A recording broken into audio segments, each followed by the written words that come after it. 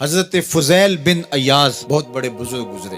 جوانی کا زمانہ تھا تو ایک خاتون سے آشنائی ہو گئی، محبت کا ربط قائم ہو گیا۔ تو ظاہرہ جوانی مستانی ہوتی ہے اور جنون کا ایک شعبہ کہا گیا ہے جوانی کو، اور پھر دل میں اس طرح کے رجحان پیدا ہو جائیں تو پھر وہ جنون کئی گنا بڑھ جاتا ہے۔ تو اس کے ساتھ وقت طے کیا اور اس کے ملنے کے لیے بے تابی کے ساتھ ان گھڑیوں کا، ان لمحوں کا انتظار کرنے لگے۔ خیر جب وہ وقت آیا تو اس کے گھر کی طرف چلے اور اس کے گھر کی دیوار پھلانگنے لگے تھے کہ ساتھ والے مکان سے کسی قاری قرآن کی تلاوت کی آواز کانوں میں پڑی، اور وہ پڑھ کیا رہا تھا، الم یان للذین آمنوا ان تخشع قلوبهم لذکر اللہ وما نزل من الحق۔ کیا اہل ایمان پہ وہ وقت نہیں آیا کہ ان کے دل اللہ کے ذکر اور اللہ کی یاد، اس کی محبت میں تڑپ اٹھیں اور وہ خوف خدا میں مبتلا ہو، اور جو نازل ہوا قرآن، اس قرآن کی محبت میں اس کے دل میں خشیت پیدا ہو؟ بس یہ کانوں میں پڑنے کی دیر تھی کہ دوبارہ گلی میں چھلانگ لگائی اور کہا میرے اوپر وہ وقت آ گیا ہے،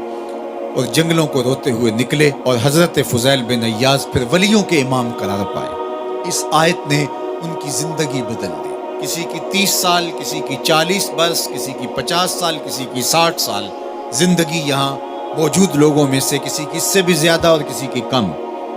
اس آیت کریمہ کو ذرا اپنے اوپر وارد کریں تو اللہ ہمیں نصیب کر دے کہ ہمارے دل تیرے خوف سے کانپ اٹھے اور تیری خشیت سے ہمارے دل لرز اٹھیں، اور قرآن کے ساتھ ہمارا ربط مضبوط اور مستحکم ہو جائے، اور ہم یہ اقرار کرتے ہوئے تیرے حضور حاضر ہو جائیں، مالک وہ وقت آ گیا ہے کہ ہمارے دل تیری یاد سے، تیری محبت سے، تیرے پیار سے مالا مال ہو گئے، اور اپنی باقی زندگی ہم تیرے پیار میں، تیری محبت میں اور تیری یاد میں بسر کریں گے۔ حدیث پاک میں آتا ہے کہ اگر کوئی شخص اللہ کے خوف سے رویا اور اللہ کے خوف سے رونے کی وجہ سے اس کی پلکوں کے بالوں میں سے ایک بال کی جڑ گیلی ہو گئی تو قیامت کے دن وہ بال کھڑا ہو جائے گا، اللہ یا تو مجھے نکال لے یا اسے جنت عطا فرما دے۔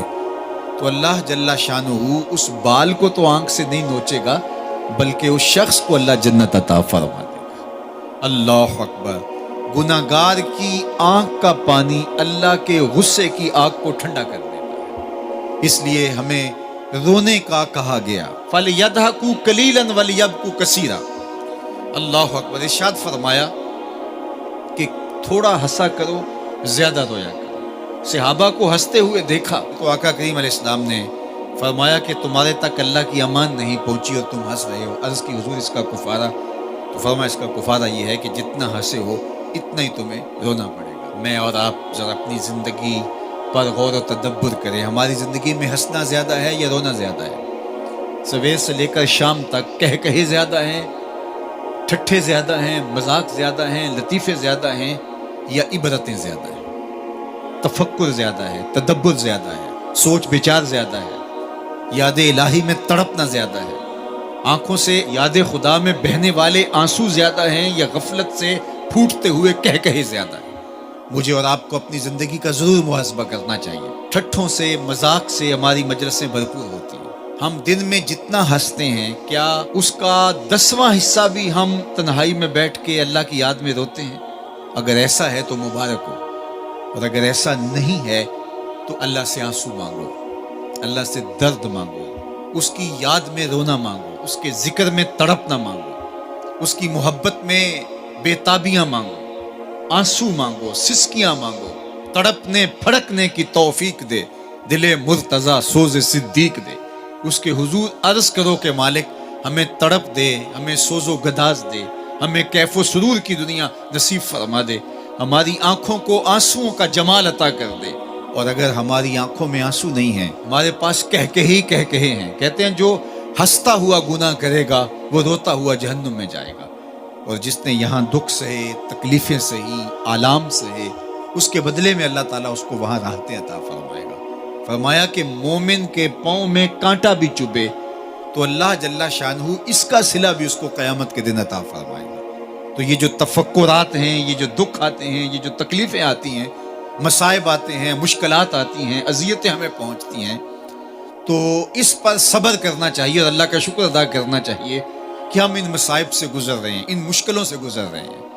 اور اگر کسی شخص کی زندگی میں دکھ ہے ہی نہیں، سکھ ہی سکھ ہیں، تو پھر وہ سمجھے کہ وہ فتنے میں مبتلا ہے.